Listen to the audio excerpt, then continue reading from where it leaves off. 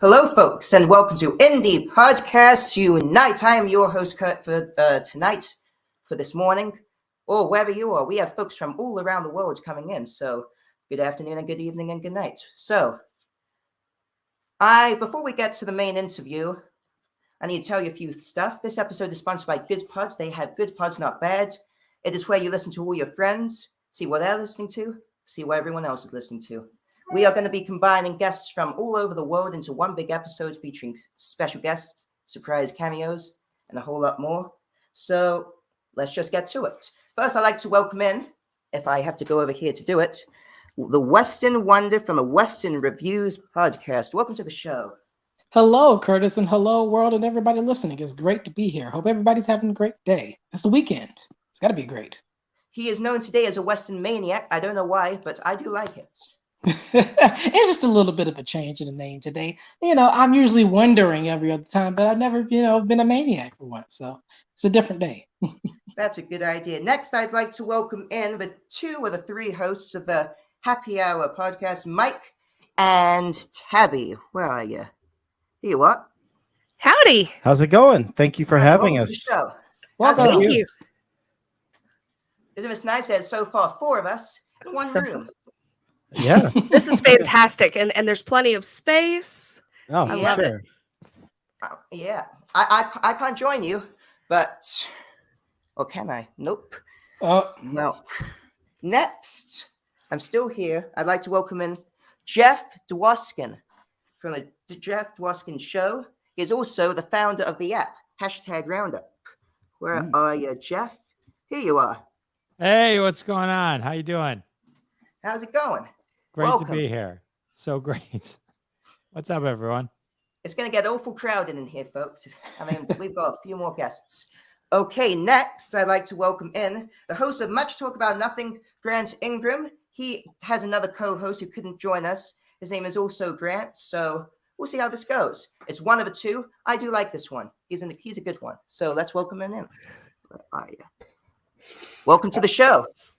Hey, thanks for having me. It's great to be here. And yeah, there are two Grants. We do exist simultaneously, and I am the better one. Yeah. Would you say you're the better or the worst? Oh, I'm for sure the better. I mean, you've talked to the other one. He's okay. Yeah, he's okay. You're good too. And finally, our final guest for the night, I'd like to welcome in Jerry Landry from the Presidency's podcast. Let's welcome in, folks. Hello, everyone. How's it going? Good. Welcome. We have how many? 1, 2, 3, 4, 5, 6, 7 people in one screen in one episode. This is going to be fun. I'm going to hand it over to my... Looking forward to it. Let's do it. So I'm going to hand this over very quickly to my co-host for the evening, for the morning. Well, what time is it there, Weston? It's Over here, it's around 2 o'clock in the afternoon. Okay, Jeff, what Same time is here. it there? Same, 2 p.m. Interesting. Anyone here not on Eastern time zone? It's 1 o'clock here. Oh, wow. There we go. Central's in the house. There we go. Okay, so let's say happy hour. What time are you in? It's 2 o'clock here. 2 o'clock. We're in Eastern. Oh, Jerry, please tell me we've got something else here. I wish I could, but North Carolina is 2 p.m. too. Oh, North Circling the Carolina. globe to bring you the finest in Eastern time zone entertainment. Hello, East Coast. Circling all the way back around. All the way back around. We've got Eastern. We've got some more Eastern. We got some more Eastern and some more Eastern. Then we have one Central, but the rest are Eastern. And I am GMT. So we got 3 different time zones in one show. Now, I'm just going to go around quickly. Where's everyone from? We're from Louisville, Kentucky. Louisville, Kentucky. Home of the Kentucky Derby, which is running today at 6 o'clock Eastern. It is? Yes, it is. 4 blocks that way. Just 4. To my so you right. can probably see some big hats.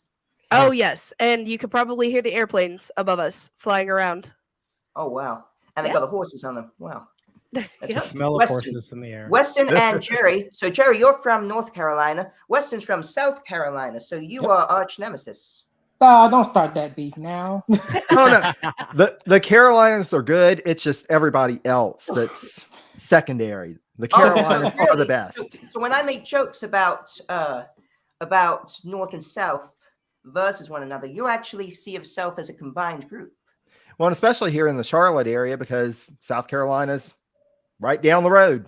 You guys get to Okay. rally around the Panthers, right? Oh, yes. This is Panthers country. Weston, how do you feel about that?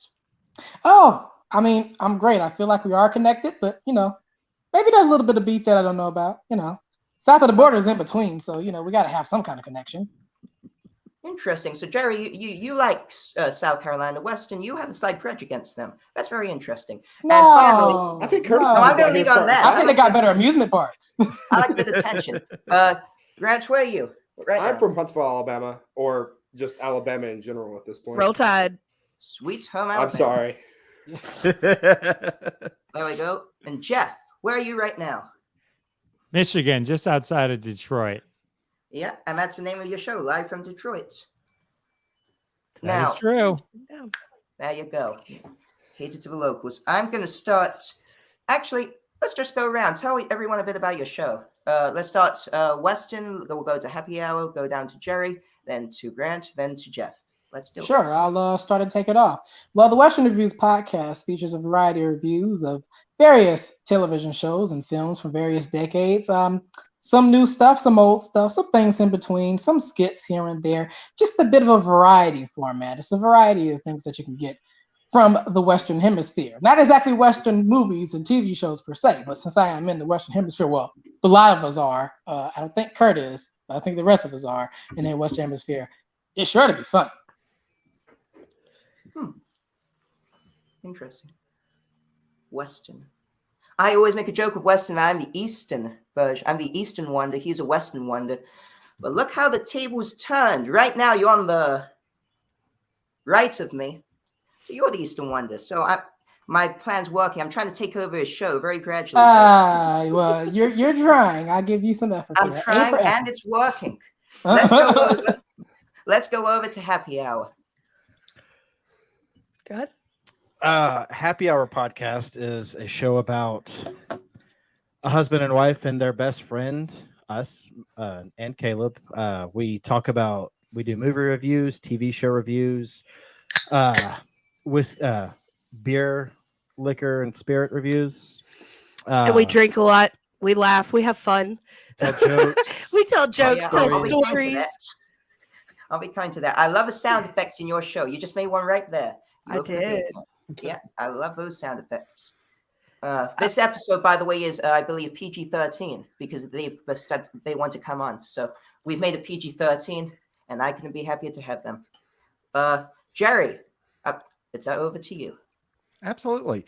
So the presidencies of the United States is basically, there's so much out there about the individual who served as chief executive, but we don't always hear about the folks who supported them or who were opposed to them. And there's so many events that go into each presidency that folks may not know more about. And so that's what we cover on presidencies. We try and look holistically, bring some stories that folks may not be quite as familiar with, but had an impact on American history and the history of the presidency, trying to show the whole picture and really make it a more human experience. Because with all of us, we have so many folks that make up our lives and contribute to our lives. And so just trying to take the names and dates that so many people hear in history class and bring back the humanity to it. So that's what presidencies does. I like that. You take out the politics and do it as people. Absolutely. That's why I It's like your all a show. human story. Yeah, I listen to your show all the time. That's why I like it. Much talk about nothing. Grant, I'm going to keep saying that. So I'm going to keep saying your name. appreciate it. I am indeed a person. So Much Talk is a show that kind of spawned out of me and my best friend, who's also Grant. It's not me and schizophrenia. Just kind of want to talk about movies and TV shows that we were doing, video games, that kind of thing. And then it has evolved into a show where we still do that, but we also interview people. So like we interviewed Larry Houston, who was one of the creators of the X-Men animated series from the 90s. The showrunners from that show, Eric and Julia Leewald, and a couple of animation directors. And most recently, we had a guy on who wrote a book about the Peanuts characters and comics and how that influenced American politics. So, Jerry, you might be sort of interested in that. And so we kind of do whatever. That's kind of what the name lends itself to. We talk about nothing, and we talk about it a lot. Sounds good. And finally, Jeff, you have a great show. You are also the founder of Hashtag Roundup. Tell us about both. Sure. Hashtag Roundup is an app that I developed. It's also a Twitter destination at Hashtag Roundup.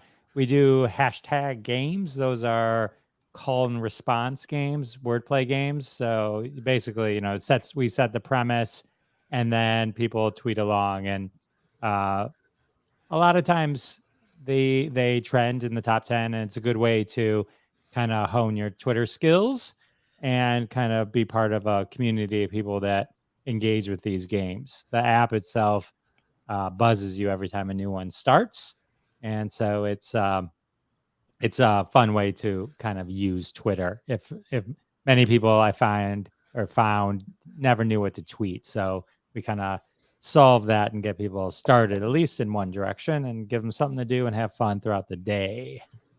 And then my podcast, which right now is called Live from Detroit, the Jeff Dwoskin Show. It's we're changing the name tomorrow, but the same show, just a new name. I'm not ready to go into that just yet, but it's a same show. It's a pop culture interview show. So I talk to TV stars, film actors, comedians, musicians. Just had Will Wheaton on from Star Trek: The Next Generation, Big Bang Theory. I've had a lot of cast of Happy Days and The Love Boat. So I love talking about classic TV and film stars. And you can kind of see my 8x10 collection on the wall behind me, just a little sampling of that. So I always love going to Comic-Cons and meeting the folks, the celebrities and the guests there. And so that's sort of like, one of the things that I loved, kind of bringing that to life and to the next level with my podcast. So I have some, lots of fun conversations with a lot of cool people. So that sounds great. Yeah, I love the guests you have, and I'm sure a lot of us have played along with your Hashtag Roundup. Has anyone played it here? I don't think I have personally. I haven't. You might have got me to do it maybe one time. Yeah, you've definitely done it a few Ouch. times. I'll have to.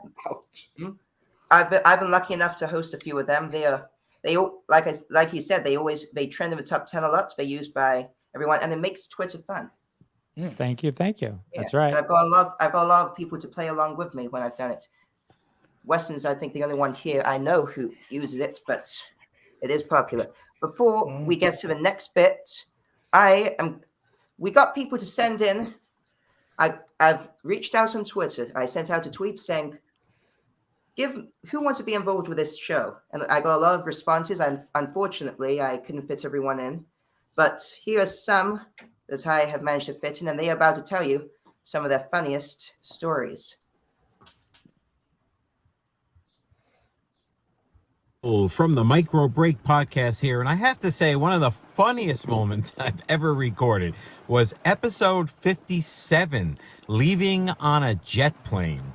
And in this episode, I actually had a co-host on the show, or a guest, my wife, Mary, and she barely said a word. She was so nervous that I copied and pasted some of her laughs and other things that she said throughout the episode, just so I had enough of her speaking. It was great, and there's a lot of other funny stuff in it. So episode 57, hysterical. Check it out. Seismic Cinema here. First, the funniest thing I remember is Paul's inability to say our title, which was lead female actresses.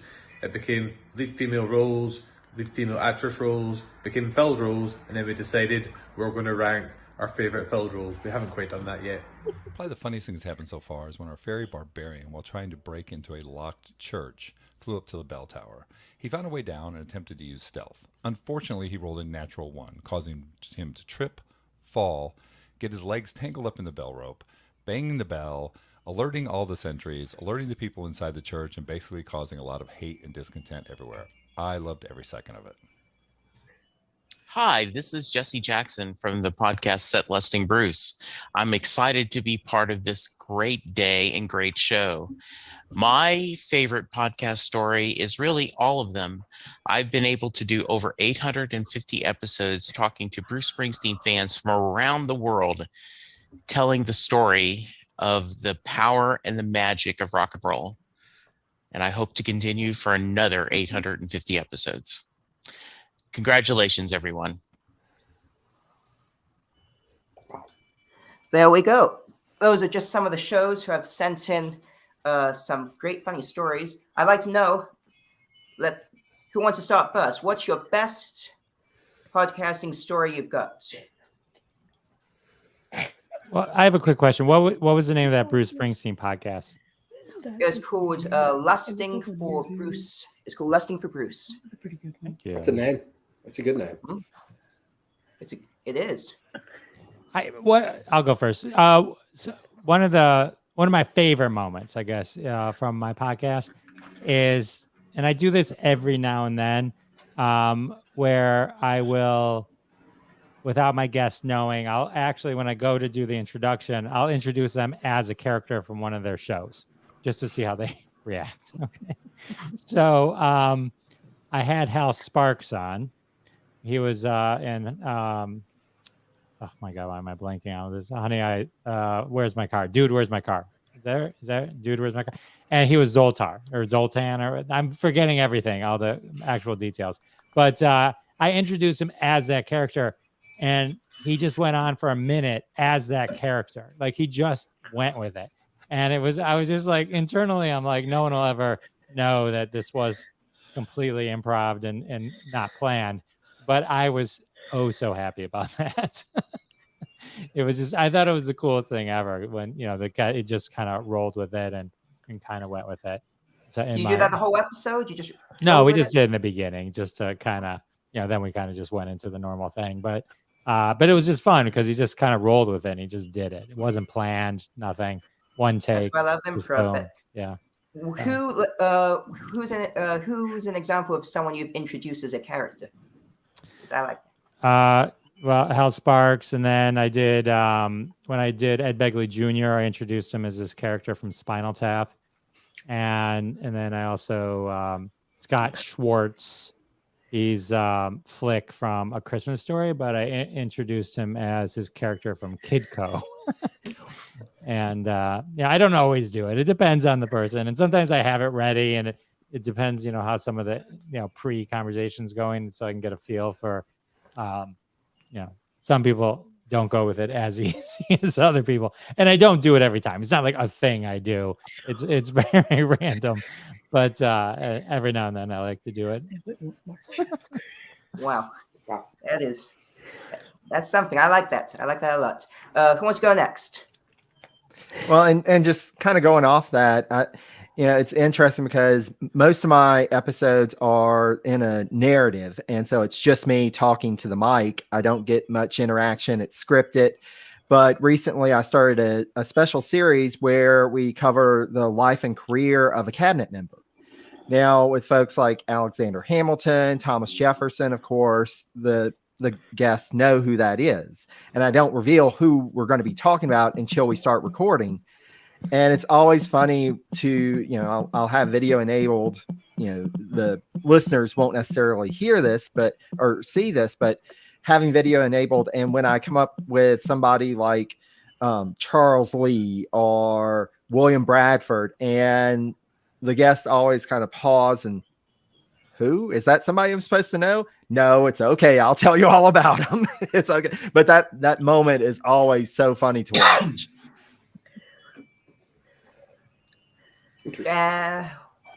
Wow. So I was going to say, I just want to say, have you tried doing characters? When I feel lonely speaking into my microphone by myself, I like to do other voices. Have you ever thought of doing let's say, Abraham Lincoln? Well, and it's interesting. I actually had a podcasting friend who provided an intro quote and did like 2 or 3 different dialects. And they were like, well, you can just use the regular one, but these are just for you to enjoy. And that was nice. But I'm not great at impressions, but I probably could do, there are a couple of presidents like, I am not a crook. We're keeping the dog. That's a good one. A bit of Nixon. Just a little bit goes a long way. Yep, you need to shake the head more. Oh, yes. You got to get the jowls going. There we go. Tabby, I'm sorry I cut you off. No, you're good. So, one of my favorite episodes that we did, we interviewed Ryan Leskis, and we did kind of like a two-part from Payne Productions. So we started off just talking about our top 3 favorite bar foods, favorite drinks, alcoholic, non-alcoholic, and Mike's number 2 favorite drink was a Shirley Temple, and our co-host Caleb, let's just say he partook in the edible arrangements before recreational treatment. And it's on our YouTube page, but he, no joke, laughed for 5 minutes straight. All 3 of us outside of Caleb just watched as he almost fell out of his chair, laughing hysterically. It wasn't put into the episode, but it is on our YouTube page, and you could see all of our faces and like, oh, this is funny, hysterical. Okay, he's not breathing. Is he alive? Is he good? He's gonna die. Okay, we're good. He's breathing again. Are you sure you're good, buddy? Okay, this is funny. Oh wait, God, are you okay? Oh no, what's going? It was I still laugh when I watch the video and listen to it on YouTube every time. He went through all of the emotions that a person can go through within a matter of minutes. Ryan Leskis did, absolutely. Yeah. And he was like, what's going on? And we're just like, it's okay. All because I like to drink children's drinks when I go to restaurants. Does your mommy have to order it for you? I like Sprite with maraschino cherry juice in it. And apparently that's a thing to be made fun of for. So whatever. You can just have you thought about looping it? Just looping the video around and around and around. How many hours do you think you can get of that? I'm actually trying to figure out how I can put it into our mixer so I can put it into episodes as like a laugh track when someone tells a joke. Oh wow. So that's creative. That's a work in progress. Yeah. Don't cut it at all. Leave the full 5 minutes every joke. Every joke 5 minutes. That would be a 3-hour long podcast for us. And you only tell 2 jokes. Yeah, right. 2 joke episodes, 50 minutes of laughing. Yeah. Okay, who wants to go next? It's between the Weston and Grant. So I'll take it on. Oh, this is gonna get tense. Who's going? It's not going to get tense. It's not going to get tense. You go. Mine'll take me an extra minute. It's good. I won't try to take too long. But in terms of favorite episodes, it's probably the more experimental ones that I've done. I know some episodes I've done skits. Kurt, you're one I've done one with. What episode did we do the skit on? Was that Ace Ventura? We did Ace Ventura and we did Groundhog Day. Yeah, we did both of those. We did parody commercials with various voices and characters. That was a lot of fun. Just trying to step out of the box and not try to do your average typical review. Just do something different. Also, I've done parodies of like mystery stories and a talk show. I don't really remember much of the plot because it's been a while since I've done those, but just being very experimental. Since it's just me, I'm usually the solo guy doing everything. Usually if there's maybe a guest, it's like maybe once in a while it might be a little something extra that I might do, but it's usually me doing all the extra bits and things. So honestly, those are probably so far my personal favorites from my podcast in particular. Which sketch of ours did you like more, Groundhog Day or Ace Ventura? Ooh, that's the question. I think Ace Ventura was the better one. Good answer. Because didn't we have outtakes for that one? I'll be honest, I don't remember it. Me neither. That's why I was trying to ask you to ask if there was a. Okay, I think it was that one that we had outtakes. We don't know. Yeah. Because we were just laughing a lot and mixing up the voices, and your voice cracked a couple of times trying to do the feminine voice. It was a lot of fun. I remember that. But in the end, it got done. Doesn't even matter. Finally, handing it over to you. Okay, so I'm gonna apologize because in order to fully understand the gravity of the story, I'm gonna have to give you the backstory. So we had just started podcasting about a month before this happened. As everybody does, we were struggling to gain followers, right? And so I did what any good future computer science student would do, and I built a bot to go like spam people. Apologies in advance. So I'm doing this on Instagram. We've reviewed at this point like 3 movies, one of which is Batman: Mask of the Phantasm. And so it's following people. It follows this guy named Mark who immediately DMs me and says, "Hey, I can get you one of the directors from Batman: Mask of the Phantasm." At this point, I'm like 17, and I'm like, "How does this work? How much do I owe you?" That kind of thing. Anyway, we end up having Kevin Altieri on, who worked with Mark Hamill on that movie, did Stripperella with Stan Lee. And this is important because we're 17 years old and we're going to ask this guy about Stripperella, which was this cartoon that ran for I think 2 seasons that he did with Stan Lee of all people. And so we ended up cutting it out of the episode, but he goes on to explain for 10 minutes about the production of this show, which was done at Nickelodeon. For some reason, my favorite bit of it, and I will send it to anybody who wants to hear it. But he was talking about how they led a tour of kids through Nickelodeon into the Stripperella offices, and yeah, it was quite funny. I'm picturing a lot of parents reaching out. Hold on, you can't see that. You ended up putting out all these leather tape, things out here. What's going on here? like police tape to tie everything down so nobody would come through it anymore. It's so funny, and that was our first interview, so we're all just excuse me, sir, can you tell me about? And it was so good, honestly. That's a good story. Actually, all of you, these are all been great stories. I'm impressed. Let's see what's next in my notes. I got stuff written down. I want to go over to Jeff because, firstly, you are a stand-up comedian. That is true. How did you get started? What do you enjoy doing about it? And we'll go from there. Sure. I was funny at work, and back in the late 90s, well, maybe I shouldn't date myself.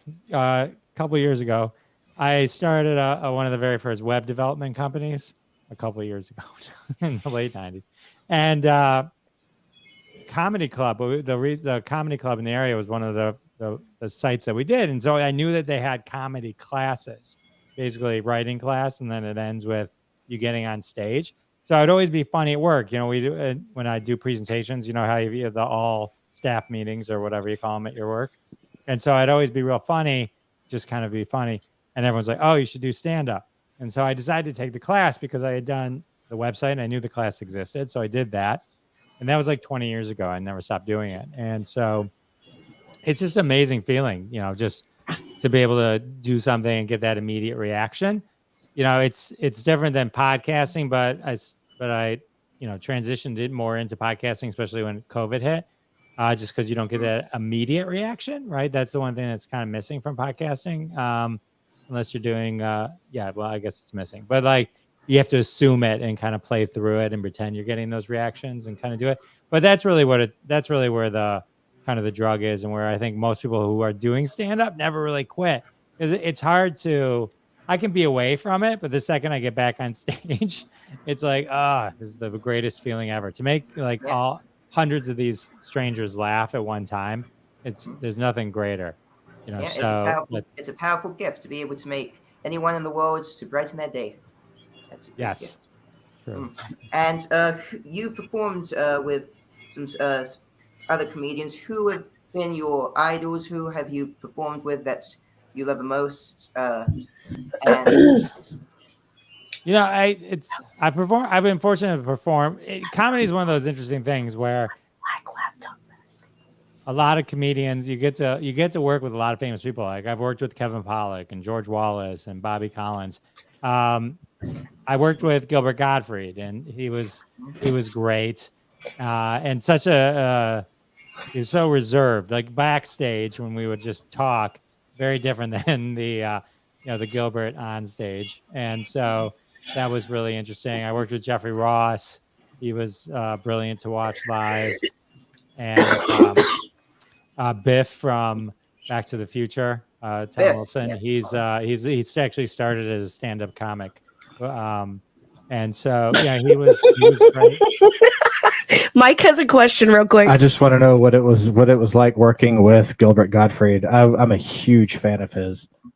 It was really good. I mean, it I'm was a really super nice. fan. He was kind of shy backstage. I mean, it was right after he got fired from Affleck, and so he was cool. He'd answer any questions. I tried to get him to, I would say, "Oh, there's one joke of yours is like my favorite joke." Just trying to maybe he'd do it on stage or something. And There's a joke of his not that I work. heard like 20 years ago he was on Comedy Central back in the early days of Comedy Central, and he was on a show, and he had told the joke, and I still tell it to this day. Oh, isn't that the best though? It's like to be able Yeah. to just kind of it's a fun thing. But when you read the question I have to ask is when you tell it, do you tell it in his voice? No, I I tried once, and it just sounded like I was crying while I was telling the joke, so I just use my own voice. But I always credit him when I tell it. Oh yeah, see, I feel like he's one of those people. Like if I ever tell the joke, I always do it. I try to do it in his voice as best I can. But it kind of adds to it because he was just so unique. It's so part of that delivery. It's like when I talk to comedians on my show, and a lot of them have Rodney Dangerfield stories. There isn't one of them that doesn't tell a Rodney Dangerfield story and then go use his voice while telling the story.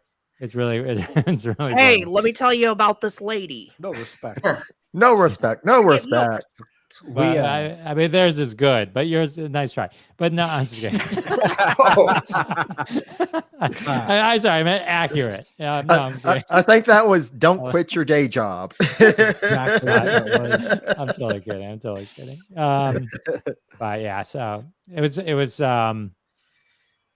yeah, he was super cool, and so very shy. I got a picture with him, which was nice, and then Yeah, apparently he had a voice on stage, but his real voice was he was completely just there's a documentary if you watch it. It kind of shows him off stage, and that's the interesting thing about comedians in general. Like a lot of them are on stage. It's a heightened version of their personalities.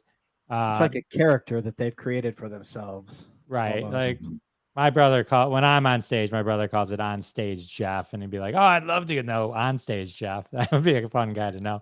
And you're still you, but it's like you have to become a surreal version of yourself when you're in front of 300 people and you're kind of What I've heard commanding a is room. when you're on stage, that's the real you. Do you agree? Probably. That's It's the the you you with wish you no- could. It's like For when many- when you're podcasting, I think it's a similar thing, right?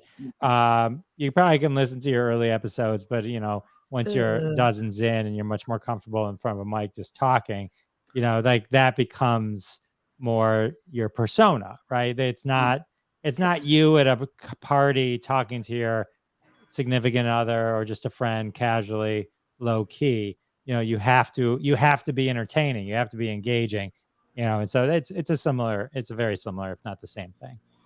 Exactly. Yeah, I know for me at least, the differences between the podcast and the party is on the podcast, I'm talking about a real thing. At the party, I'm just talking about my podcast. Dude, That's the way to do it. Same. When we have parties, it's just podcast promo for us. Or TikToks. Yeah. Have you listened to this episode that we did? Did you are you following us on Spotify? Did you give a 5-star rating? Right, but the answer is always no, right? And I don't mean that about you. I just mean No, it's true. It's true, right? It's like it's so funny. Like that's why I love this group, and it's cool that you put this all together because in the beginning when I started podcasting, tell me, selfishly, I was like, I started to get to know podcasters, but I'm like, well, why do I, it seemed to me like, why would I promote someone else's podcast? I want people to listen to my podcast. I have to worry, right? But I soon learned that this group, us podcasters, are really the most supportive of each other and the content that we do. And I soon learned that you really, I mean, if you're going to post like a picture of a pie you made on Facebook, great. Expect 300 likes. If you want to put up something that says, hey, I just talked to Carol Baskin or whoever, or I just put out this great episode on president. I did 15 hours of research on on this one guy that worked for Truman, and I put together this amazing podcast. It's 45 minutes long. It took me collectively probably 20 hours to do everything. Would you listen to it? Yeah, I'll try and get around to it. Like, right? Nothing, not even a like, right? And it's like your heart and soul in it, right? We all do it, however much time we do every episode. But you put a picture of, like, here's me at a concert, like, just like, Yeah. Well, it's like that with us. Like we do stuff like we'll post like stupid pictures on Facebook, and it is super engaging. But at the end of August, we're going for the world record for the longest episode, and we're wondering like how many people are going to actually listen to it. Maybe that's some not of it. our indie podcasting friends. Well, and it's so funny. I don't know if y'all have those friends that they're like, oh, I really want to listen to your podcast. And then the next time you see them, I'm sorry, I haven't listened to your podcast yet. And then the next time you see them, I still haven't listened. It's like, it's okay. I'm not pressuring you. You don't have to listen to my podcast. But somebody else just did, and they said it was really good. So maybe you want to check it out. It's the same thing with like stand-up comedy. I would like bump into somebody, like a friend that literally I've had for decades, right? And he'd be like, oh, I really want to see you. I can't believe I haven't seen you yet. And I'm like, look, I get it. I've done 1,200 shows over 10 years. Nothing synced up. I get it. In the 10 years and 1,000 shows I've done, never once did it cross the calendar one-on-one. I totally get it. I get it. No worries. All right, maybe next time. Sorry. We have 3 loyal listeners that are not indie podcasters. I'll tell you that. And that is our friend, my college friend, Sam, our haunted house friend, Jekka, and his mom. That's my mom. That's about it. and our friend Michaela. And Michaela. That's all of our friends. It's like, hey, did you hear the newest episode? No. Oh, okay. Thanks. See if I invite you to a party. And one thing that I always tell folks who are thinking about getting into podcasting, because it was a question that I had to ask myself, you and Jeff, you said it, we put in so much time and effort and energy into this, and you've got to ask yourself the question of, what if nobody listens? Am I okay with that? And would I feel like that was a waste of my time, or do I put it out there and whoever finds it, and whoever doesn't. And realizing that a podcast can't be for everybody. There's going to be some audience, some niche that is going to be really interested. There are going to be folks that it's just not their cup of tea, and that's okay. But I think you have to ask yourself the question, what's the most important thing? Is it that you've got millions of listeners, or that you're putting out what you think is a quality product, that you are doing the good work, that it's something that you enjoy and thrive and grow from? And that's the joy of podcasting, as well as getting to meet other podcasters who know exactly how we feel. We don't know where this is going, but we're in this together. What I like to think is, before I started my own show a couple of years ago, I thought, I don't care if one person listens or 1 million people listens, as long as someone is entertained by it, that's all that matters. And then people did start listening, so you got to have a right motivation behind it, no matter how many views you get, to keep on doing it. 100%. I agree with that 100%. This is something that Mike and I had learned for being in the haunted house industry for a long time.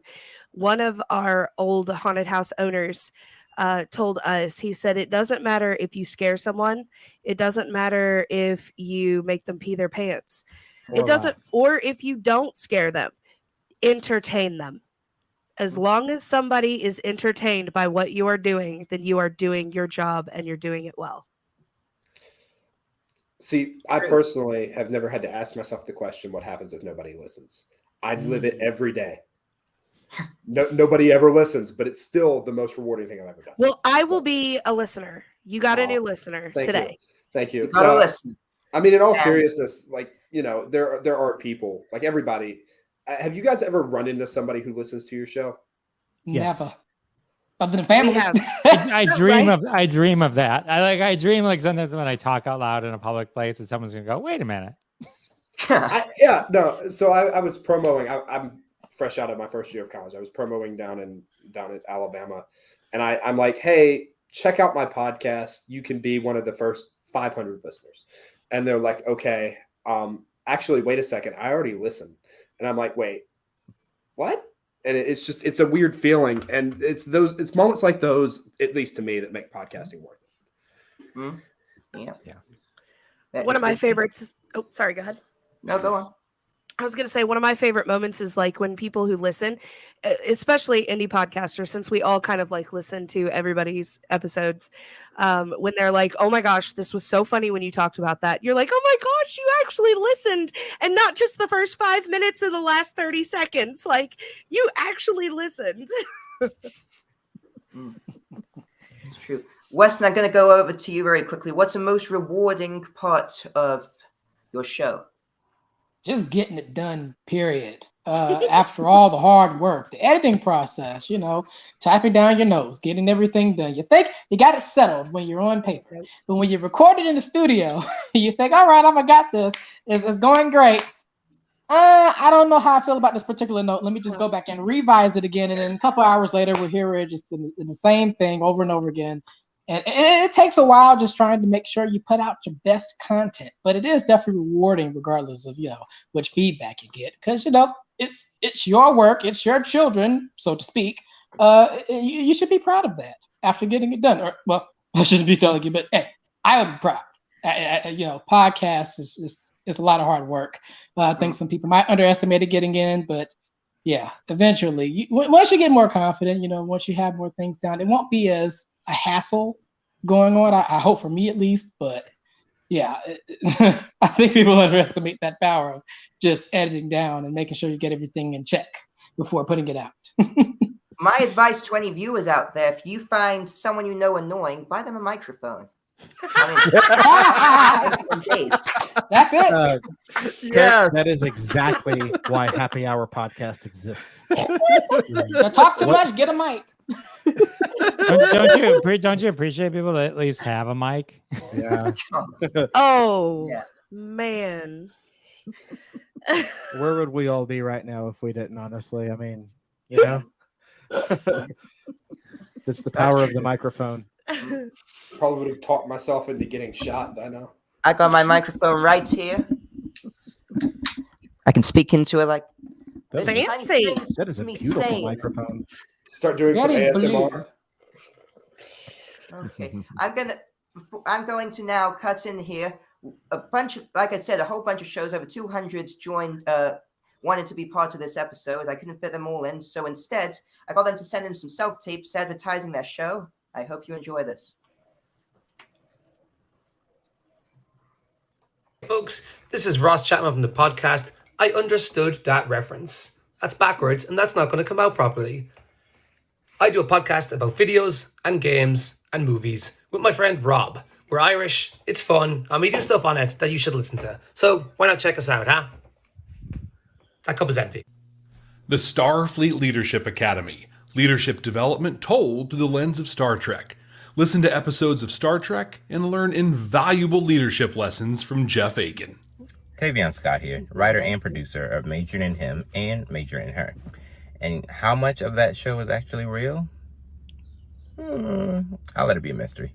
Check out my podcast, The Gamma Analysis, where I review all the movies and TV shows about the Incredible Hulk. And if you don't, you might get Hulk smashed. Greetings, nerds. This is Will Polk, producer of the Cine Nerd Podcast, with our host, Sarah Beaumont. Join our weekly podcast as we talk superhero and non-superhero TV shows and movies and entertainment news. You can listen and follow us wherever you get your podcast by going to www.cinenerdpodcast.com. Thanks for listening. Hello, my name's David, and I'm here to tell you about my podcast, Fanscape is an audio drama where we take fan fictions and bring them to life with a full voice-acted cast, sound effects, and background music. Season 1 follows the fanfiction A Mother's Love, which is a spin on the hit anime series Neon Genesis Evangelion. Visit thefanscape.com to learn more. Follow the Off the Top Roast podcast at YouTube, Twitch, Facebook, and everywhere and anywhere you can get your podcast from. Support the movement. Hardy got the crown right now, bro, for the women. And for the men, Nah, that's Fabio for sure. 100%. That's my man Fabio Foreign right Fabio's now. cool. But we all know there's only one. Don't start real with your king of New fucking York. bullshit right now, B. Tune into Don't the Great start. American Hip Hop Don't Debate start. podcast to find out. Oh, this guy. My name is Nick. I started Profoundly Pointless. We try to tell stories you don't usually hear about by interviewing everyone from a professional cuddler and a world champion tree climber to handwriting analysts and money launderers. Guys, this is the Daily Dribble Podcast. I'm Nick Zammit. And I'm Roy Hancock. And Nick, we're at the most highly anticipated part of the season. The NBA playoffs can't get much better. Guys, the news is coming thick and fast. Be sure to check us out on all your leading podcast providers to get the news as soon as it breaks. There we go. Wow. I'm taking notes. For sure. Like, was a who roller am I coaster of going to be emotions. listening to? Got a bunch of new follows Yeah, I mean, to get out. we tried to fit in as many shows as possible. Those are all the ones we managed to fit in, but those were podcasts from all over the world. We have Australia, New Zealand, Ireland, the UK, Europe, America, Canada. It's all over the place, and it's been an honor to put all of them together into one great episode and to join the community even more than it already is. Like all of you said, this community is already very great, and that they're always there. Of course, on Twitter, if you post a funny joke or a picture of a pie, you might get 100 likes. And if you post your episode, you might get 2. Even Conan O'Brien deals with that. But, I mean, it's a great community. And I'm going to plug Good Pods again. It's a great community. If you like community and you want to see what your friends are listening to, listen on Good Pods. I think all of us are on Good Pods. All of us have accounts. A few of us have a nice tick next to our name, and I like that. Yeah, that's all. Let's get back to the show before my interview in 20 minutes with Chris Van Vliet. Now, how's it going, everyone? I was actually going to break in and say when you were starting to name people from the different areas of the world, United States, Canada, Mexico, and I was waiting for the Animaniacs song to break out. I was waiting, but then it wasn't. But that's okay. You should have done. I would have loved that. Okay. I would have loved. Jerry, without getting political, who would you say is the best president in history? So it is cliche, but I do have to say Lincoln, and simply because here you've got somebody who a couple of years before he was elected, they wouldn't have thought Abraham Lincoln's going to be president, and here he comes. It's arguably the greatest crisis in American history. The nation is literally falling apart. And here comes in this guy who is not, one of the political insiders. He's this country lawyer, and he manages and going through all the trials and tribulations, he manages not only to bring the nation back together, but to create a new nation and to have a new birth of freedom. And, it's amazing what he was able to do, and especially the challenges, the struggles that he had as an individual. I mean, for me, you just don't get any better than that. And he's the favorite of so many folks for a reason. Yep, still nowadays, he's still the most popular president. Okay, Grant, let's go over to you. What made you start your show? This is also kind of a cliche answer. Do you guys remember a couple of years ago, there was this little thing, we were all in our house for like 2 weeks. Sounds vaguely familiar. Yeah. Sounds kind of recent. I was essential. I was essential. Yeah. That must be nice. See, I was in high school. So I was homeschooled my whole life. So was one of my best friends. And so we're like, wait a second. What are we gonna do for 12 hours a day? So we do our schoolwork, we get all that done, and we're like, okay, so now we're gonna just play video games and talk. And that playing video games and talking became, I bet people would enjoy listening to this. And then I made the mistake of, buying a microphone. And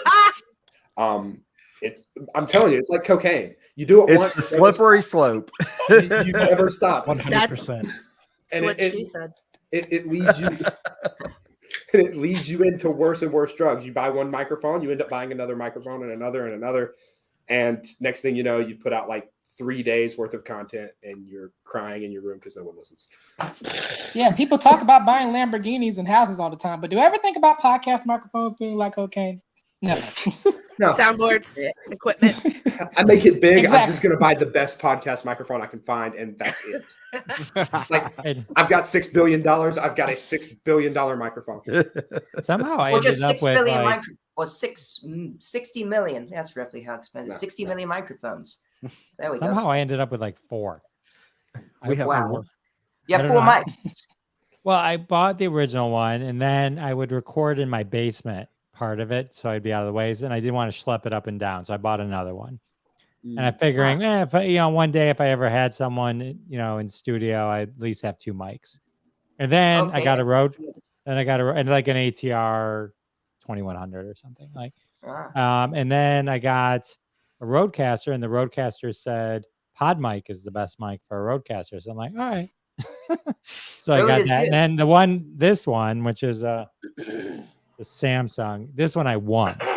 It's I think this is the nicest one I have. I think it's like a $200 or some mic, but I won it. I didn't buy it. Oh. So then I ended up with I could have all of you over at my house right now. We could do a You should have them all going at once. You should do a surround sound podcast. So you just like swivel in the chair and start talking to different microphones. Yeah. You're like it's a horror show, right? Right.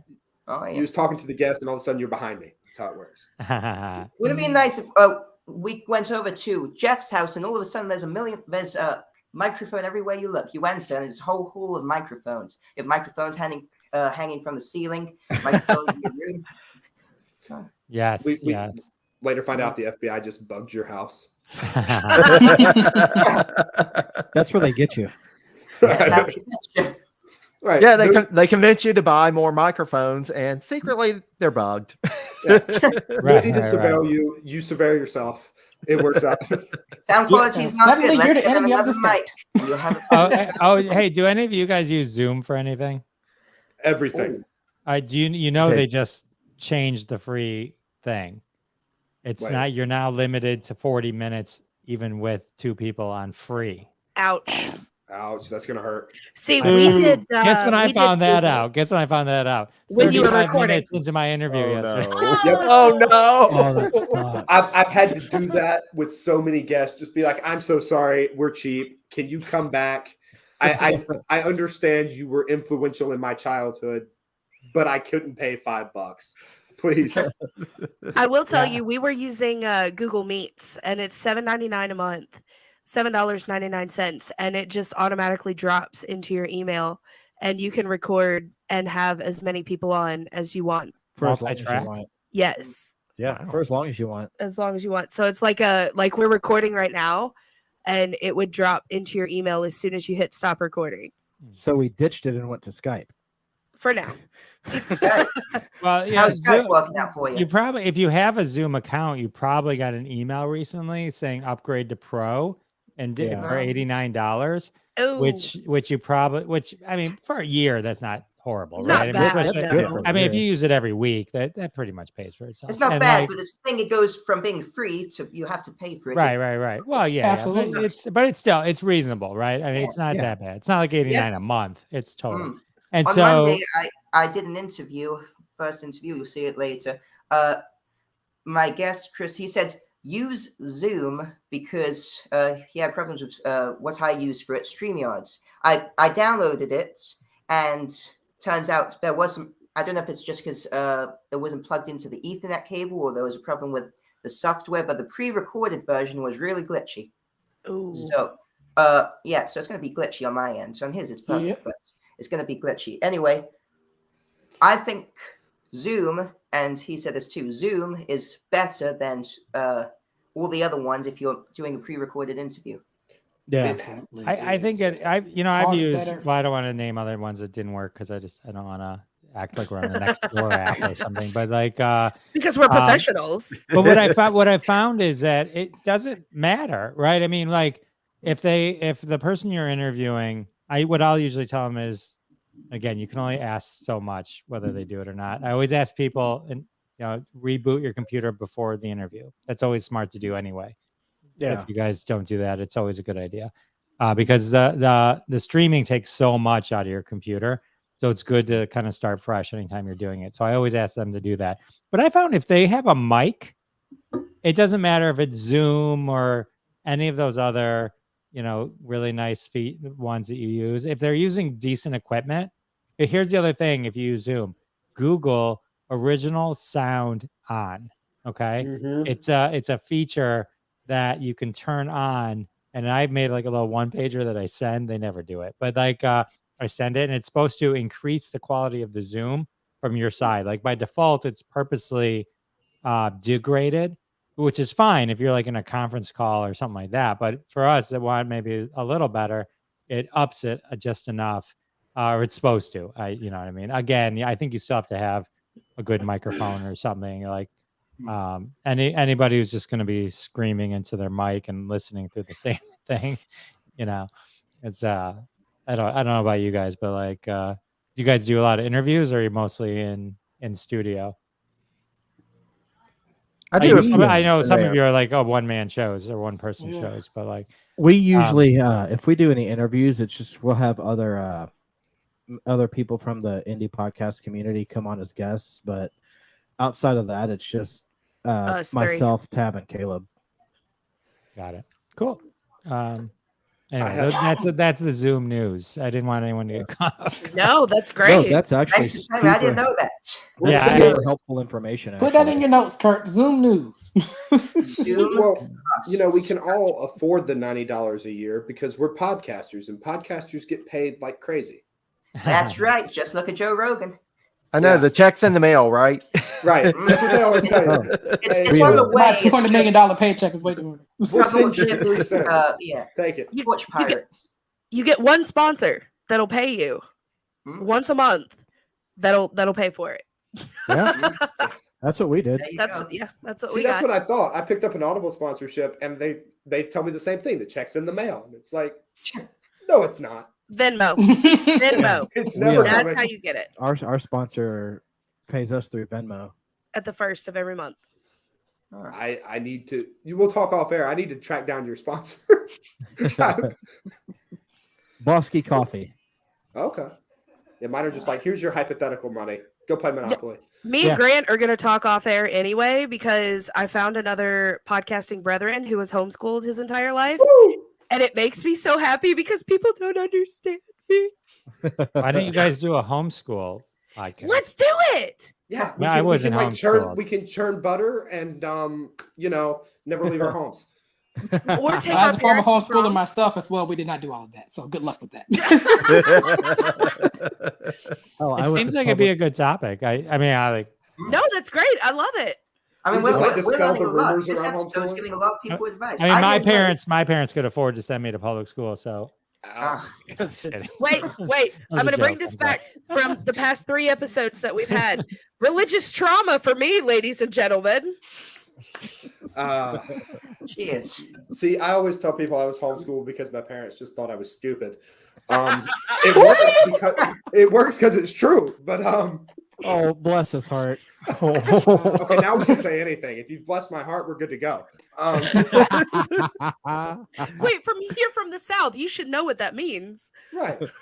Well, and it's so funny trying to explain to folks who are not from the South about bless your heart. And it's like, it can have 2 meanings.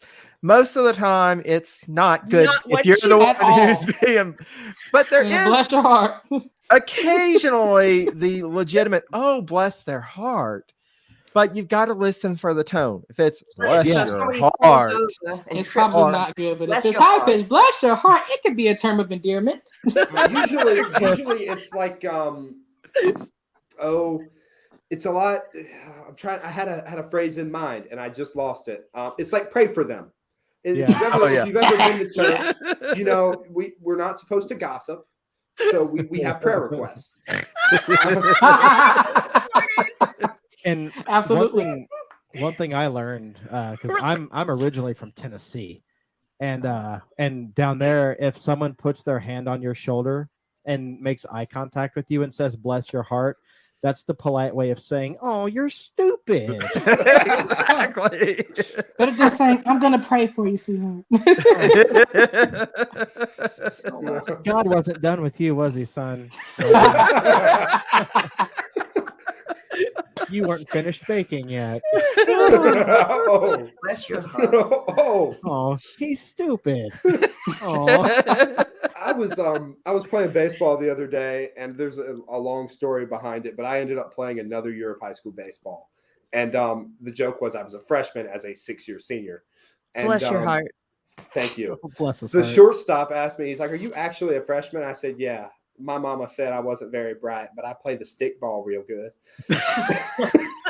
But I know what baseball is. Girl's good. The stick ball. The stick ball. My mom said I was just as good as Pete Rose. Life is like a box of podcast mics. I love that. That's my favorite one. That's my favorite one. I'm gonna borrow that for our next episode. We'll shout you out for that one. Oh, for sure. That was good. Oh, bless your heart. I'm not from the South, so I don't get any of this.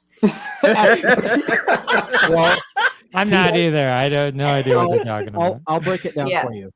Tea has sugar. You're in all it. speaking gibberish to me and Jeff right now. Right.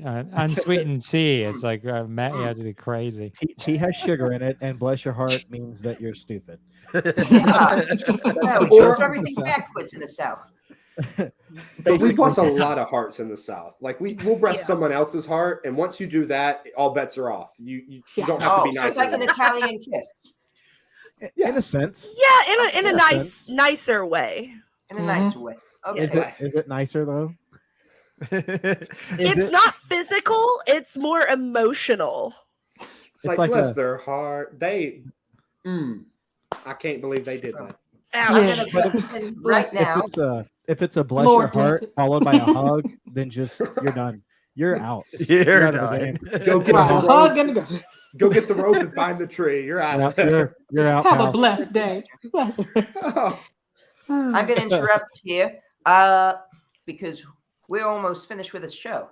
So I apologize. Yeah, I'm going to play an interview I had with Chris Van Vliet, of the Chris Van Vliet Show, and CVV Insight with Chris Van Vliet. I'm going to play it. On my end, it was a bit laggy. I apologize for that, but it's 12 minutes. Enjoy, and we're going to take a break.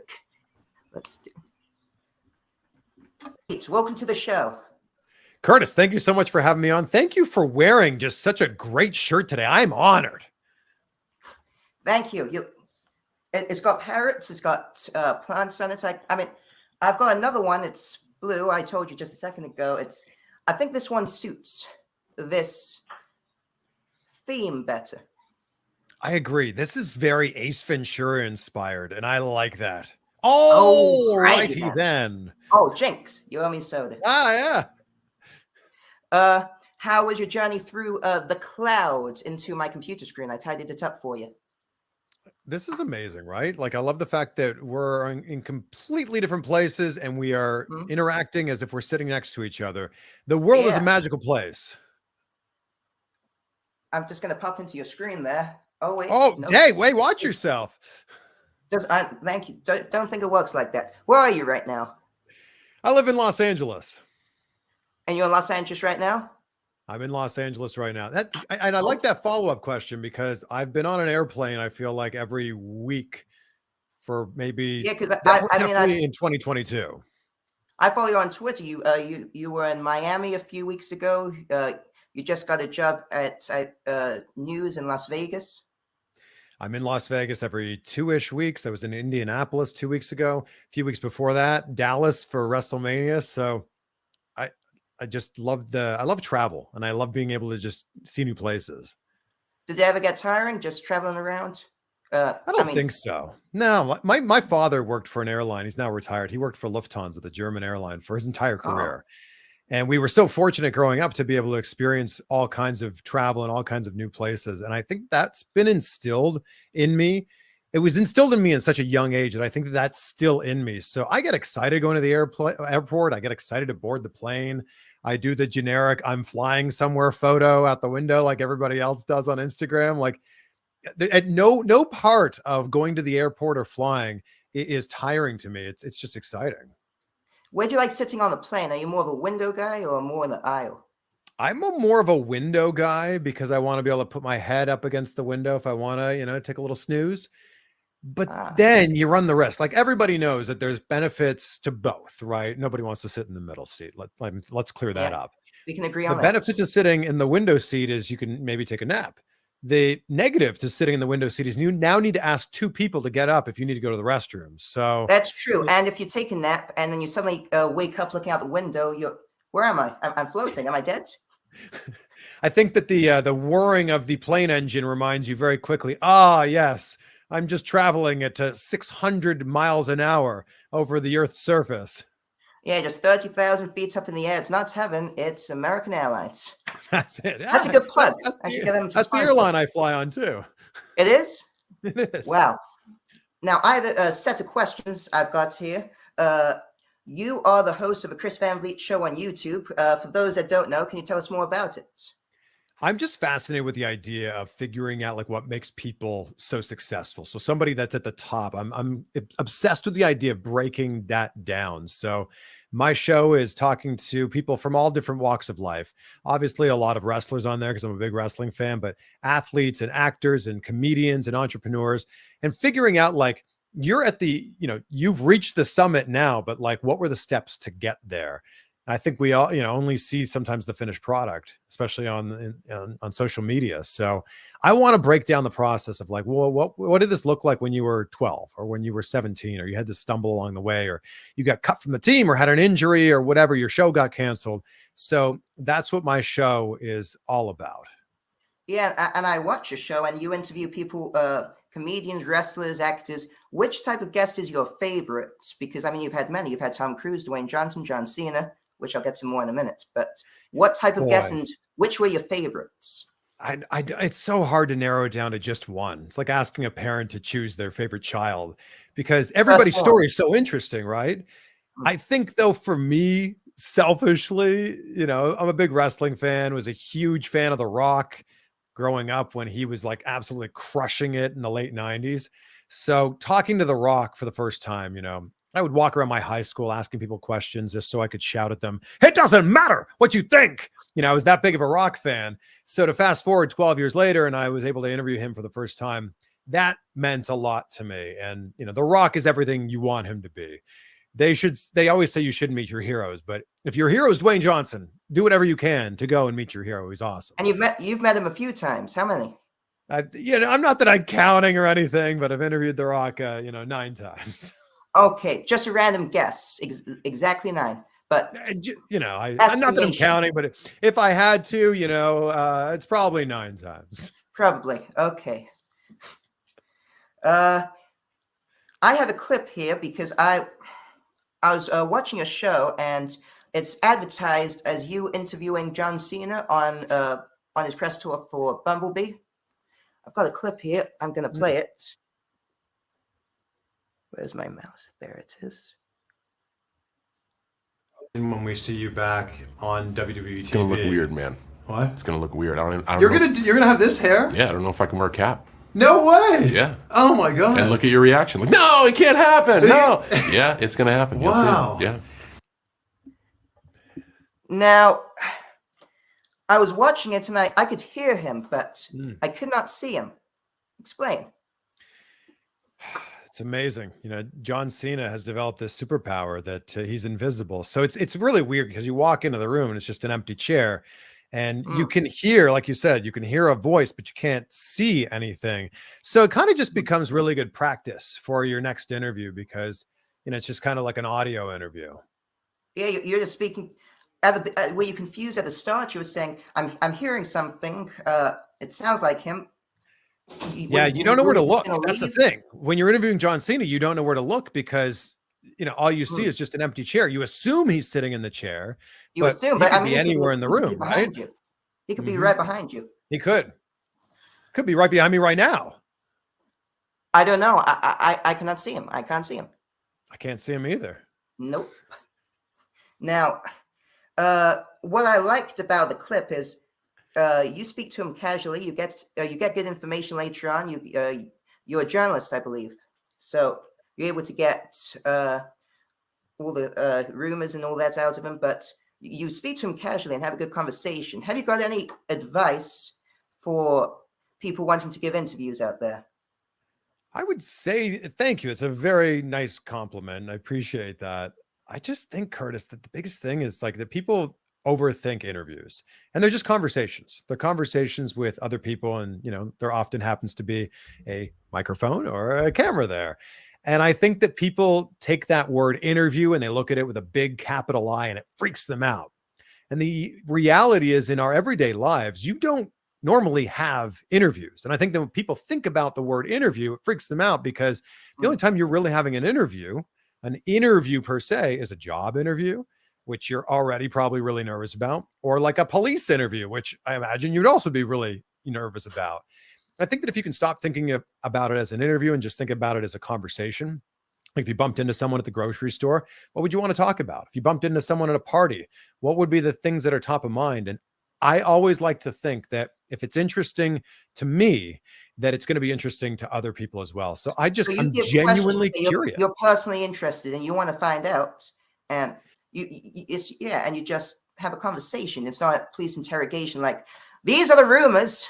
Were you there at 9 a.m. yesterday? Right. Yeah. And it's true. Like interview kind of has the connotation of interrogation. And I think that's the last thing that you want. You want to have a conversation. And the great thing about podcasting now. Yeah, the great thing about podcasting now is we're eavesdropping in on a conversation that we would likely never be privy to. When Joe Rogan is talking to Elon Musk, like that's a conversation that we would never, ever hear except for this time that currently exists right now with the internet. So I think it's just cool to be able to listen to it. And I think that that's how these interviews / conversations should be. I didn't think of it like that. So this time space we're in right now, it's just a normal conversation that we're lucky to eavesdrop in. Yeah, absolutely. Like I love listening to Joe Rogan. I listen to a lot of Dax Shepard, School of Greatness with Lewis Howes, and they bring on people that are like the very best at what they do. And I remember the first time I listened to a Dax Shepard interview. I knew he had a podcast, but I'd never listened to an episode. Then I saw that he had Tom Brady on the show. And I was like, oh my gosh, like when was the last time I ever heard an hour-long Tom Brady interview? And the answer was never. So I listened to it and I was just like, wow, like this is Dax Shepard, A-list celebrity, comedian, so successful, interviewing Tom Brady, the greatest quarterback, greatest football player of all time. And I get to sit here and just like pretend I'm in the room. Amazing. Wow. Yeah. That puts in perspective. You have a show on Apple and Spotify, an audio version called Insights with Chris Van Vliet. That's different to your YouTube channel. Can you quickly explain it and plug it? I think it's a little bit more in depth. My YouTube channel definitely features a lot more wrestlers and athletes. The YouTube channel or the podcast Insight with Chris Van Vliet kind of takes that one step further. So we'll talk to experts. Like I talked to a former FBI negotiator named Chris Voss, or I talked to like a sleep expert. Yeah, thank you. That was a fun episode. Or like a sleep expert, like how could I learn to sleep better? And I think it's just like, again, me selfishly like wanting to like learn these things in my real life and knowing that if I'm interested in it, then, other people are likely also interested in it too. Yeah, I mean that's true. Especially when you when you tweeted about an FBI negotiator on your show. I mean, that's interesting. I mean, we can all learn from that. Well, the idea that he was talking about, he has a great book called Never Split the Difference, best-selling book. he talks about how literally everything in your life is a negotiation. And it's so true. And you think about it, like everything you either have or don't have in your life is the result of a conversation that you either did have or did not have. And fascinating to think about that, and fascinating to kind of wrap your head around that too. Yep, it's wrapping. It's wrapping. Well, thanks for coming on the show. Anything you want to plug? I think I've already said all your shows you're on. Anything you want to plug your Twitter? Well, Curtis, thank you so much for taking the time to do this. I will come more appropriately dressed next time. Had I known that this was a theme party, I would have come appropriately dressed. But no, thank you. You did plug it. Insight with Chris Van Vliet. Light behind you. You have a blue light. Yeah, yeah. It's okay. But yeah, you're right. It actually matches your background very well. Look at that. I didn't even plan that. Huh. Yeah. But you're right. Chris Van Vliet on YouTube, and then it's just Chris Van Vliet on all social media. But Curtis, I really appreciate you. Thank you for taking the time to do this. Thanks for coming on. And we're back. That was a good interview I had with him. I learned a lot of stuff, and I'm happy it went on. Anyway, back to the show. Forgot to mention, Happy Hour. You are doing a Guinness World Records title you're aiming for in August. Can you tell us a bit about it?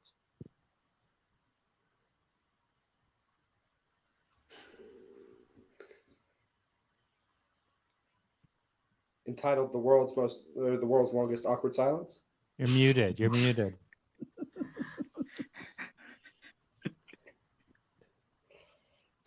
Nope. Oh, there we go. There we go. Is that better? And sorry, my microphone fell. My bad. I forgot to unmute us on our mixer. Sorry. But no, Curtis, we want to actually thank you for being one of the guests on that, man. It really means a lot. Absolutely. Yeah, I'm going to be on it. It's going to be a lot of fun. How are you aiming to go about it? So what we're going to do is we're going to set up as many cameras as possible. We're going to have the soundboard and everything recorded the entire time. The longest running right now is 36 hours. We're going to shoot for 37 or more. I'm kind of hoping for 40. So one of the three of us have to stay awake the entire time. And it's probably going to be me. It'll be me and you, not Caleb. Yeah, that's true. Caleb will probably be out within hour 12. But we're going to have a lot of really cool indie podcasters on to kind of like an hour of us, hour of indie podcast, an hour of us, hour of another indie podcast to kind of like keep the flow going. So we're just going to either talk about their podcast or just randomly shoot the shit. So whoever has the last 12 hours, best of luck to you, because we're going to be slap happy and it's going to be the best. I'll be more than happy to go on when you're the most tired because I can speak nonstop. Yes. We're going to be running on lots and lots of coffee. Bosky coffee to be at that. Oh, no. yeah. Coffee, caffeine, get that caffeine. That's going to be a lot of fun. And it's going to be how many hours do you need? We're gonna go for 37 to 40 is the goal. It's gonna be streaming live on our Facebook channel or our Facebook page. And if you want to listen to it, obviously nobody's gonna download a 40-hour podcast episode onto their computer or phone. So it's gonna be exclusive. Not with that attitude. I think I will. Well, what we're going to do is we're going to try and break it up into smaller episodes so that we could take a break for about a year. Take some vacation time. That's a good idea. For AJ but from no, Dad's on it's gonna be exclusively on our YouTube channel. Yep. All video, all live stream. So Yeah, and totally 100% unedited. So you're going to split it up into parts over a couple years, maybe. So you might record and say, right now it's a beautiful day, but 2 years time, we could be at war. Yeah, exactly. We're going to take a vacation for the next 2 weekends. Let's just drop this one right here. Here's a look back at That us. one right there. It's not bad. That's what I started doing. That I needed to start doing a second show. So sometimes I do a second interview show, but I do a live show every Wednesday at 9:30 at night with some friends called Crossing the Streams. We talk about TV shows people should be binging, just stuff we like. And so I've started taking segments of that and making it into a bonus show. So I think it's cool to take the live thing and then kind of give them samples of it and then send them to kind of get the whole thing. Yes. Yeah, I think it's a great idea. By the way, Crossing the Streams is my new favorite title for a podcast. So That is amazing. That's awesome. I wish we were the first ones, but that one's only really on YouTube, and then it's just like episode names. So it's that still was- amazing though. Crossing the Streams, I love that so much. You never cross the streams. And Jeff, I want to go back to your hashtags quickly. So, Sure. Yeah. Any fun hashtags going on soon? Can you say any? Well, we don't talk about it until they happen, but like right now, let's see, we got there was one that was in the top 30 not too long ago, but like right now, I think there's Sci-Fi Tags. It's a 3:00 show every Saturday, is doing little known Mars discoveries. So Oh wow, and that's going on right now. that just started at 3:00. Yeah, there's a new one every 90 minutes or so. So you can always And kind once of this jump in. episode's finished, folks, go join in the hashtags. Okay. Yeah, check it out. It's fun. It's fun to play.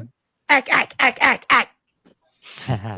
Yeah, we just found your little Ack, ack. Mars Discovery things.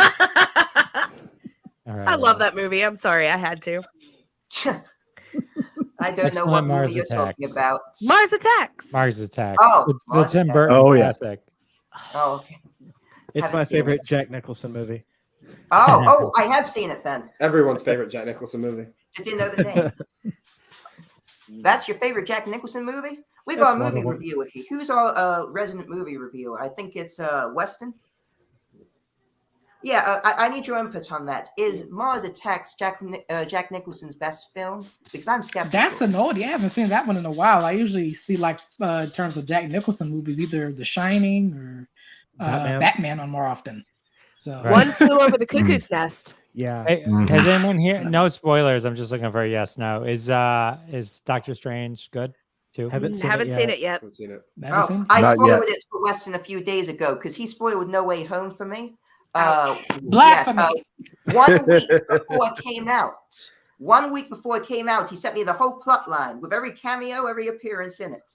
And it wasn't even out I yet. think that was the Easter. Wait, you managed to do it a week before? See, I was spoiled like 3 years before the movie started filming. Like it was all over the internet way before. Yeah, it was over That's the actually internet, but true. he actually sent me the guaranteed plot of this is what happens and when. Nice. You're a horrible person. Anyway, so God bless my heart. I hate that. Bless your heart. I had a little bit of Doctor Strange. I won't even get it ruined because I saw something on Twitter, but I'm not a big fan of these a-holes that put stuff up to think. I mean, they think they're cool, I guess. I don't know, to ruin a movie before it even comes out. I don't know where some of this leaked footage comes, but I don't mean like stuff, and I'm just making this up because I don't know the plot. Like, Wanda's bad, or what? I mean, nothing like that. I mean, like real serious shit that would have been amazing just to find out at the time. Like And, like scenes and lines of dialogue. That's what I right, keep seeing. and it ticks me off. characters that are going to be in the movie. All that kind of stuff. I had And so, Spider-Man. I had it's- Spider-Man ruined for me. Right. Well, the Spider-Man one, I think that was the worst kept secret in the history of anything. Well, Yeah, it was the Daredevil cameo in it. I got on TikTok just to look at some videos, and as soon as I opened it up, that was the first thing that was He there. threw his phone Oh, across no. the room just to let you Oh, know. it He was so literally bad. was like, "Wah!" That was a great fake cameo. That was a excitement. great cameo. I had the fake excitement. And when in the Andrew theater. Garfield and Tom Holland said they never saw each other filming, so they might be in it, but they never saw each other, so they're probably not in it. I love. I actually believe them. I They love. they did a good job keeping that a secret, and God bless them for Mhm. doing it. Bless your heart. Yeah. Andrew Bless your heart. Bless Garfield's your heart. All of perpetual decline in secret keeping was my favorite part of that movie. Right. Where he started off like I'm not in the movie, and then he like followed it up with like the emotional appeal. He's like, I'm sorry, I have to disappoint you. And then as it went on, it became more and more clear he was in the movie, but he like started like bringing in God to like why he wasn't in the movie. It was hilarious. It's like- I think there's like a whole super clip of every denial that he made. There is. But yeah, it's people that spoil movies, and then even like some of the other things, like that. Sorry, the day after a movie's release is still not the I mean you gotta give it a week at least. Yeah, I give it a month. At least you right. You gotta give it some time. I mean, otherwise, just like I remember rushing to see Avengers Endgame because you knew Oh, yeah. someone died or something, right? And so, I didn't want it to get ruined, so I rushed to see it, and then Yeah, with Endgame, what's happened with me, because with Infinity War, it got spoiled for me. So with Endgame, I looked on Wikipedia at the plot, read it beforehand, and then so anyone who said they would spoil it for me before they could actually spoil it for me, I knew the plot. So it was sort of like blackmail. And it wasn't Fire me, I quit. I remember when Endgame came out, I texted her when I was on my way home from work. I said, before I come home, I'm going to go see Endgame. And she goes, well, I want to see it too. I said, well, when I'm done, I'll come home and get you, and then we'll go see it. We just have to find a babysitter in the next 3 hours. So I went to go see it, and then I came home and picked her up, and then went back to the theater to go see it again. That's the hardest part for parents, is trying to find a babysitter to go see the new releases before spoilers get thrown out. Yeah. True. But he's old enough now. We just take him with us. Like we took, because our son is 8. We took it when the Batman came out. He wanted to go see it anyway. So we're like, all right, we'll go to like a Sunday matinee when like the first showing on a Sunday when no one's really there, and we'll just go see it then. So that's what we did. Was it cheering when you go and see films? Is that cheering and applause and wooing? There wasn't really when we went. What, to go see the Batman? Well, the Batman, no, but Endgame, yes. Oh yeah, the Endgame. Oh, for I was sure. sobbing uncontrollably at the movie theater. Well, and I was the same way, and it's like you have that moment, and you're like, I'm tearing up to an Avengers movie. Oh my gosh, what's wrong with me? But that means you're so invested in the characters at that point, as you've watched them grow through all of the films. When Captain America gets the hammer, that was the greatest moment ever. Spoilers, come on. It's been a time. When you find out that Rosebud is a sled. It's been some years. Spoilers.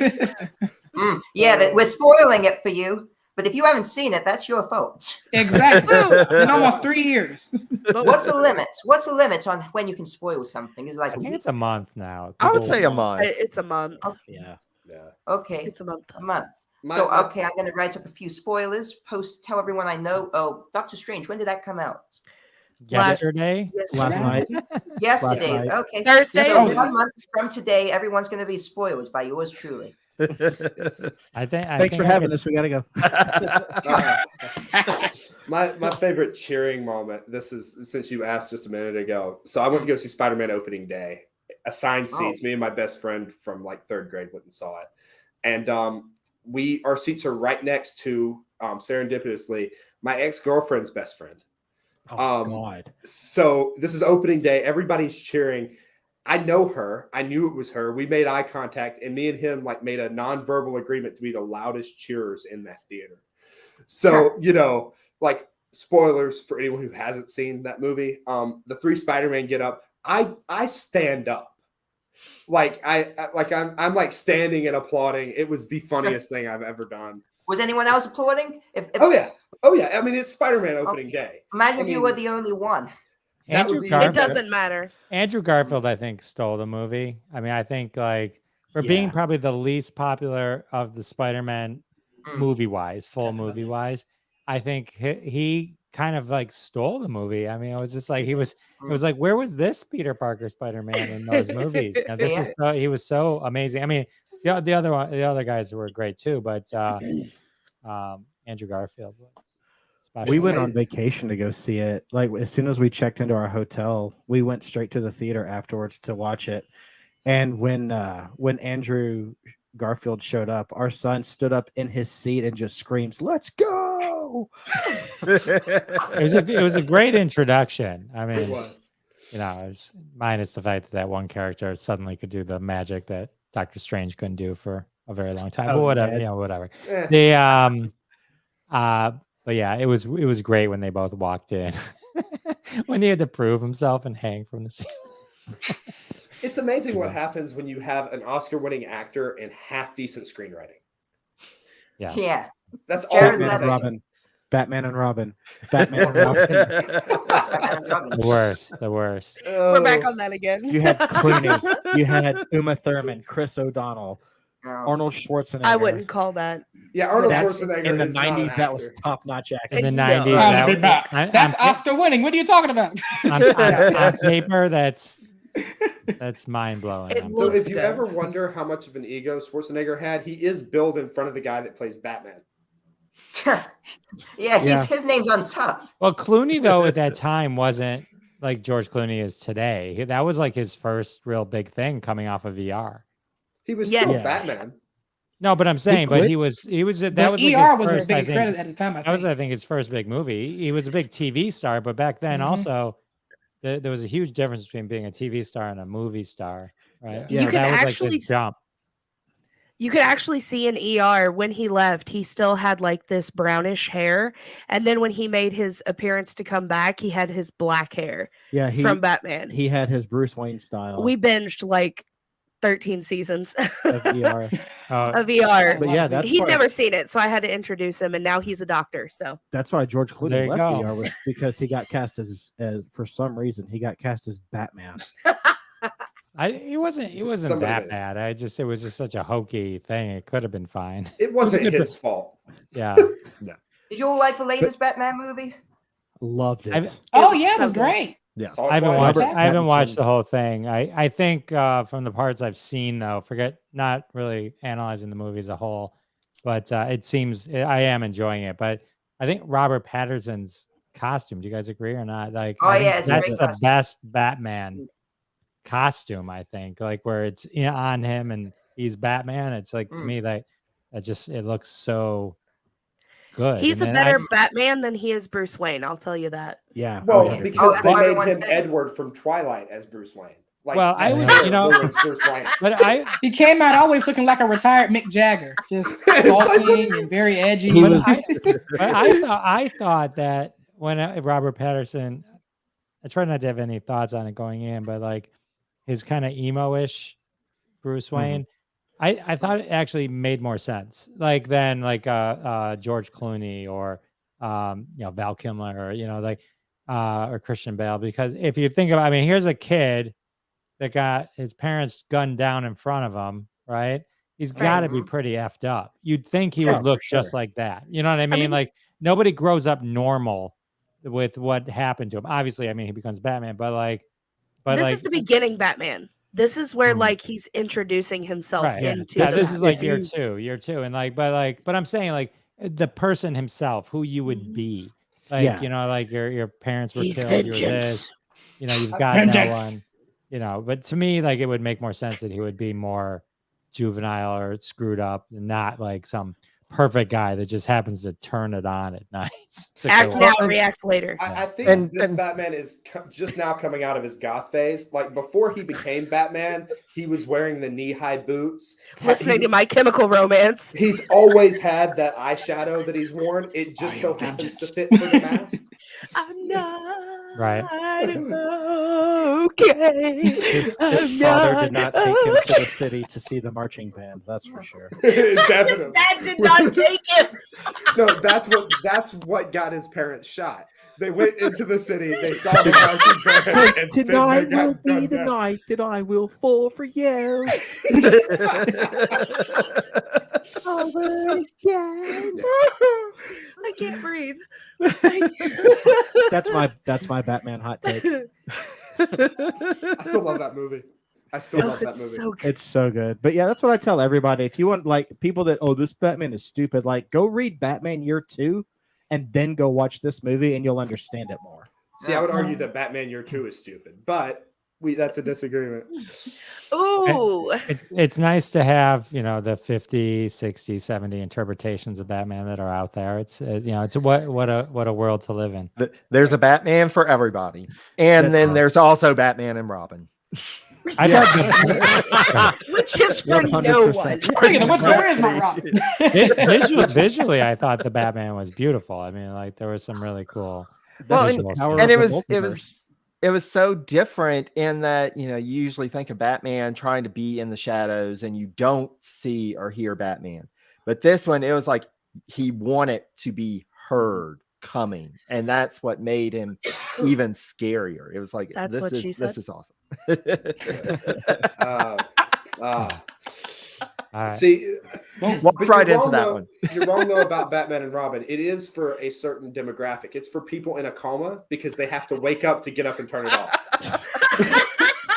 That's Batman and Robin in a nutshell. I'm really confused.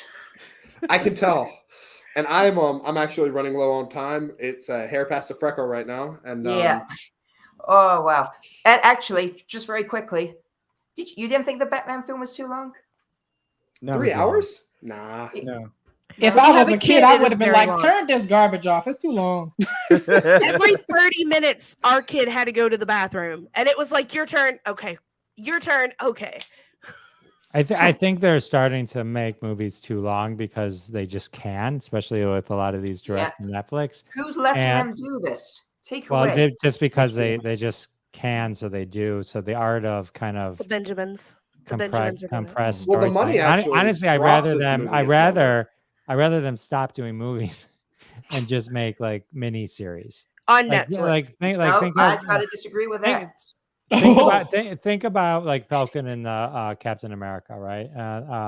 Or Falcon and Winter Soldier, the TV show. If that was a movie, like to get, you know what I mean? Like, but 8 episodes, it was great. You can kind of, a lot of mythos, you can do a lot of things.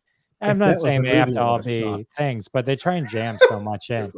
Even Doctor Strange 2, I heard that they had to go back because it's confusing. They're trying to jam everything into 2 hours. Anyway, my time's running out too. My family. And my time's running out 3. So I'm going to start wrapping this up because we've gone way over. This was meant to be 1 hour 15. It's in 20 minutes over, I think now. It's 1 hour 40.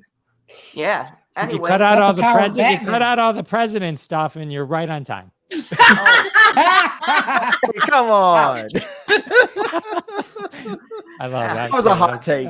I'm jealous. Personally, if you cut like the Bless your 20-minute heart. ramble about the bless your heart, Yeah, Yeah, right. that's true. And Bless Right, your cut, you heart. cut that down. Okay. I'm going to start wrapping this up now. I'm going to go back to my notes because, firstly, I like to say, I'm going to say something about Podfest. At the end of this month, they're holding a conference. They've beaten Guinness World Records before for the most people attending a virtual conference, so be sure to watch. Now I'm going to hand it over to, let's see, who wants to go first? We're going to do some plugs. Who wants a plug? I can plug. You want to plug? You plug. All right. So you can listen to my show, Much Talk About Nothing, anywhere podcasts are sold. It's free, so that's a benefit. Go Apple, Spotify, you know the gist. Our website is podpage.com/MTAN. And there you can find all our stuff. You can follow me on Instagram at @TheGrantIngram because I'm self-important. Sure. And on Instagram, our show is at Much Talk About Nothing. On Twitter, it's at MTAN Podcast. And that's pretty much all we do. Okay. Jeff, your turn. Sure, I'll be at Podfest. Brian Green and I are running on Friday an entertainment track from 1:30 to 5, and I'll be presenting, and we'll have an improv presentation. And our keynote is Scott Dickers, the founder of The Onion, and so he'll be doing a cool presentation as well. So that'll be fun. You can find my podcast at jeffisfunny.com. Everything's there, and of course, it's on all your favorite podcasts, but specifically, it's only available on Good Pods. Oh, there we go. There we go. So There we go. that's not true, but for the purposes of everyone listening, 100% true.